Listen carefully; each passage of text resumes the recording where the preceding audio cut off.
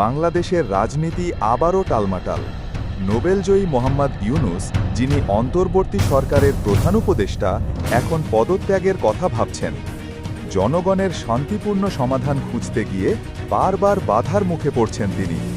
রাজনৈতিক সংস্কারে অগ্রগতি নেই, কারণ কেউ তা চায় না, বিশেষ করে বিএনপি। বিএনপি বারবার দাবি করছে ডিসেম্বরে নির্বাচন চাই, কিন্তু কেন এত তাড়া? কারণ ওদের উদ্দেশ্য হচ্ছে দেশকে আবারও 2014 আর 2018-র মতো সহিংসতায় ফিরিয়ে নিয়ে যাওয়া। ইউনূস যখন দীর্ঘমেয়াদী সমাধান চাচ্ছেন, তখন বিএনপি চাইছে অস্থিরতা আর ক্ষমতার দখল। দেশের স্বার্থ নয়, বরং নিজেরা কিভাবে ক্ষমতায় ফিরবে সেটাই ওদের মূল চিন্তা।